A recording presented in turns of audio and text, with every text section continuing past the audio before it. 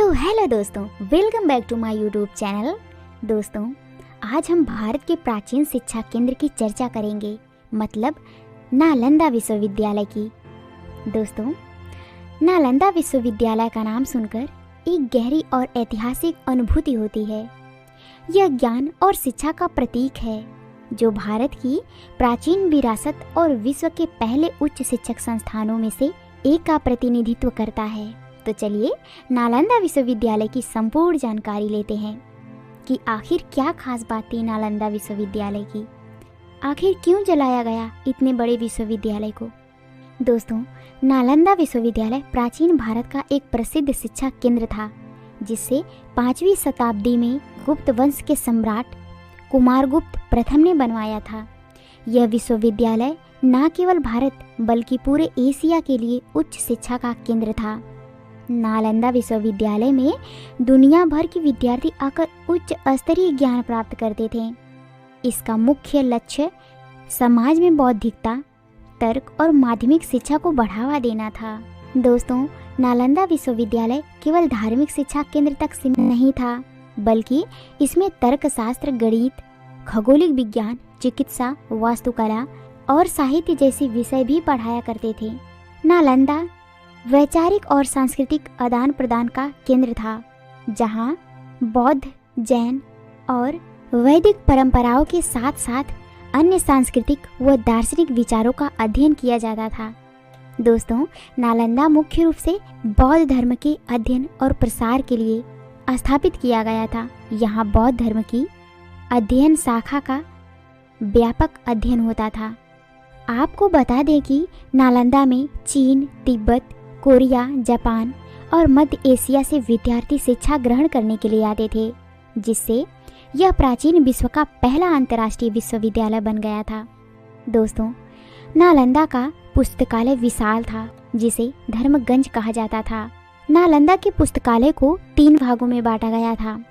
रत्न सागर, जिसमें धर्म और साहित्य के ग्रंथ संग्रहित थे, और दूसरा था रत्नोदधि, इसमें विज्ञान, चिकित्सा और खगोल विज्ञान से जुड़े ग्रंथ थे, और तीसरा था रत्नरंजक, यह तर्कशास्त्र, दर्शन और उच्च जटिल विषयों से संबंधित था। आपको बता दें कि इस पुस्तकालय में 90 लाख किताबें थी। दोस्तों, आपने सुना होगा कि नालंदा विश्वविद्यालय को किसी ने जलाकर राख कर दिया, जिनमें से जब इस पुस्तकालय को जलाया गया तो इस पुस्तकालय को पूरे 3 महीने तक लगे थे जलने में। आखिर किसने जलाया था और क्यों जलाया था? दोस्तों, नालंदा विश्वविद्यालय को 12वीं शताब्दी में बख्तियार खिलजी ने, एक तुर्क आक्रमणकारी ने इसे जलाकर नष्ट कर दिया। आखिर उसने ऐसा क्यों किया, चलिए जानते हैं। मशहूर चाइनीज ट्रेवलर यून सोंग ने 7वीं शताब्दी में यहाँ आकर शिक्षा ली थी। वो अपनी किताब में लिखते थे कि नालंदा वो जगह है जहाँ महात्मा गौतम बुद्ध अपना तीसरा उपदेश दिए थे, और इसके करीब 1 साल बाद 5वीं शताब्दी में कुमारगुप्त प्रथम के द्वारा नालंदा यूनिवर्सिटी की स्थापना की गई थी।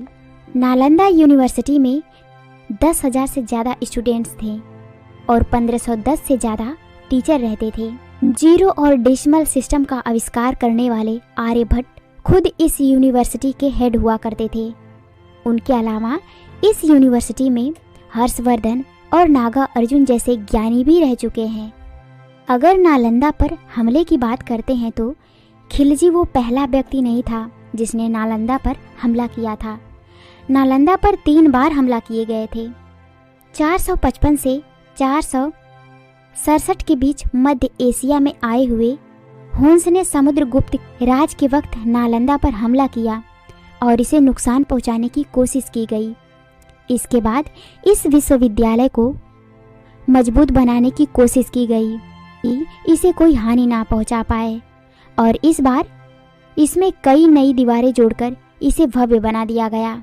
नालंदा पर दूसरा हमला 7वीं शताब्दी में हुआ था, जब बंगाल के गौदास राजघराने ने इस पर हमला किया था।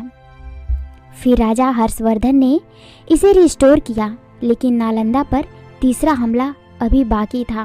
वक्त में 600 साल आगे चले तो बख्तियार खिलजी एक एक करके जब भारत के सभी इलाके जीतने में लगा था तो वो बीच में बीमार पड़ गया। कई डॉक्टर के बुलाने पर जब कुछ नहीं हुआ तब खिलजी को नालंदा के उस वक्त के प्रिंसिपल राहुल श्रीधर से मिलने को कहा गया, जो मेडिकल के क्षेत्र में ज्ञानी थे। खिलजी ने श्रीधर को बुलाया तो जरूर, लेकिन उन्होंने राहुल के सामने शर्त रखी कि उनकी दी हुई कोई दवा नहीं खाएंगे।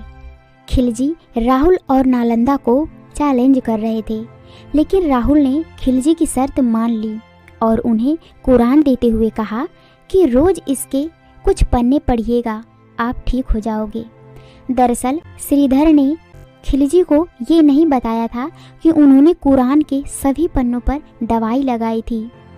अब पन्ने पलटते वक्त इस दवाई के शरीर के अंदर जाने से खिलजी फिर से अपने पैर पर खड़ा होने के काबिल हो गया।